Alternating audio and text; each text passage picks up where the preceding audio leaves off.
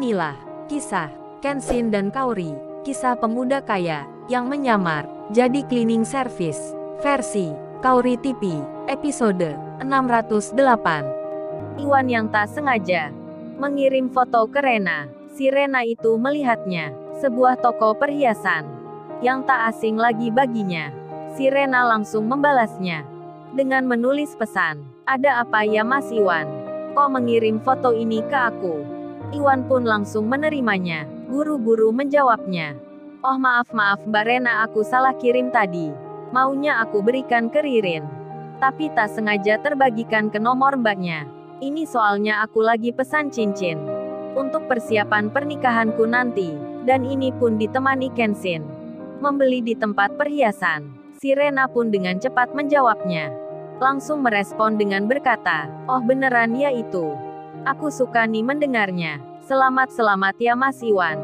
Ternyata Mas Iwan akan menikah. Surprise nih aku mendengar berita ini. Kalau gitu jangan lupa ya undangannya. Memangnya kapan nih tanggalnya?"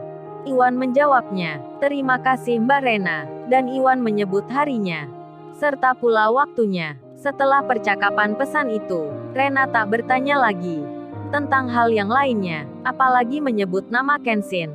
Rena mengakhiri begitu saja. Kemudian Kenshin sendiri, yang sudah diketahui siapa dirinya, telah membuat Kaori yang kedua ini merasa berkesan dibuatnya. Singkat cerita, Kenshin dan Iwan meninggalkan tempat tersebut. Setelah beberapa hari, Kaori masuk rumah sakit. Hari kelahiran anaknya telah tiba. Hebohlah semua orang. Keluarga besar Kenshin dan Kaori nampak senang berdebar-debat. Begitu pula dengan Kenshin yang menunggu istrinya di dalam. Terlihat cemas dan khawatir. Jantungnya berdetak kencang. Kenshin keringatnya mengalir deras. Kecemasannya sangat tinggi. Khawatir keselamatan Kaori dan anaknya. Terlihat dokter-dokter wanita nampak sibuk mondar-mandir. Wajah-wajah mereka serius sekali. Hingga yang ditunggu datang. Keluarlah anak kembar. Terdengar suara tangisan. Kenshin yang ada di kamar langsung menangis senang.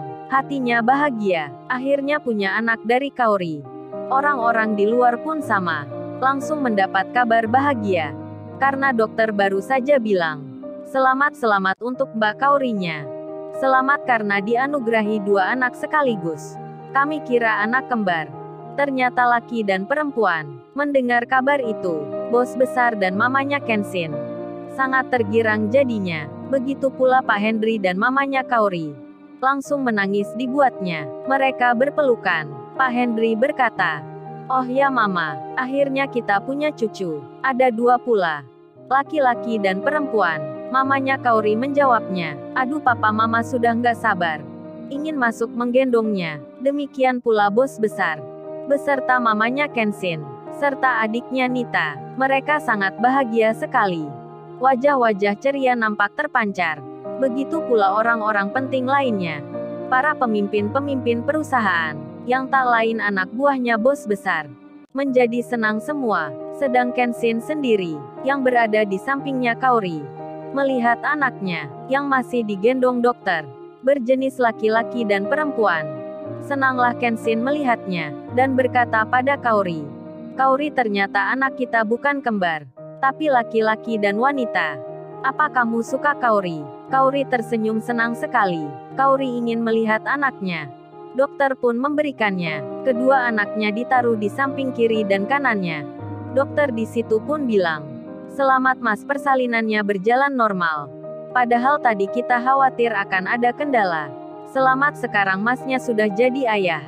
Kalau gitu kita akan memanggil bapak dan ibu orang tuanya untuk melihat cucunya." Dokter tersenyum wajahnya. Kenshin menjawabnya dengan mengucap terima kasih dan mengiyakan. Setelah itu Kenshin mengecup keningnya Kaori.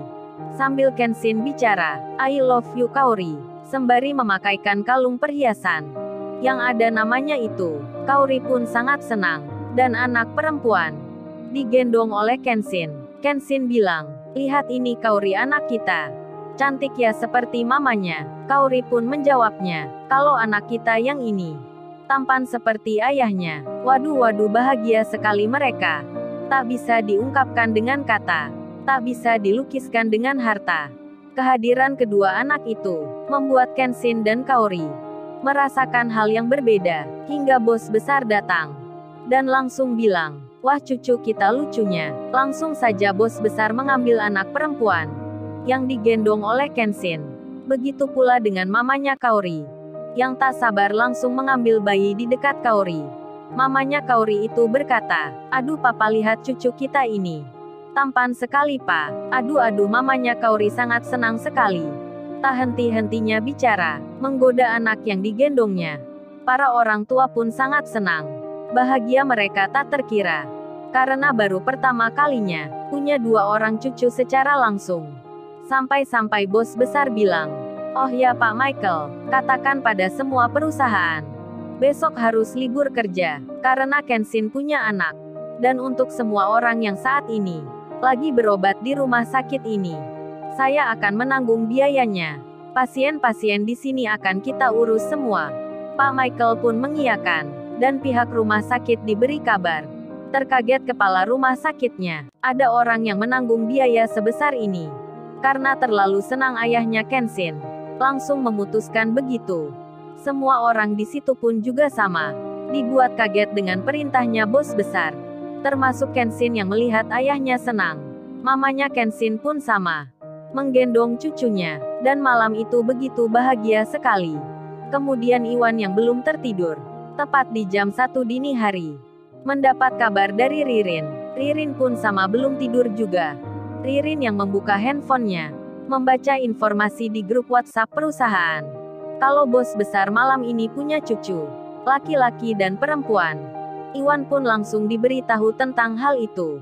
Mendapat berita tersebut, Iwan langsung berkata, "Kalau gitu aku tak ke rumah sakit sekarang. Ingin melihat cepat-cepat anaknya Kenshin, keponakan gua yang lucu." Ririn pun berkata, "Kalau gitu aku juga ikut ya Mas Iwan." Iwan menjawabnya, "Jangan-jangan Rin, kamu besok saja. Karena ini sudah malam dini hari. Berbahaya bagi kesehatan. Kalau aku sudah biasa." Dan Iwan memutuskan langsung berangkat menuju rumah sakit tempatnya Kenshin. Ketika itu sudah malam. Jalanan begitu sepi. Iwan melajukan motornya dengan cepat. Ketika sampai belokan, lampu jalanan banyak yang padam, hingga nampak gelap semua. Iwan tak bisa melihat. Ada portal tanpa palang pintu. Dan melaju begitu saja. Di saat bersamaan, datanglah kereta berjalan begitu cepatnya. Langsung menabrak apa yang ada di depannya. Brak-brak-brak.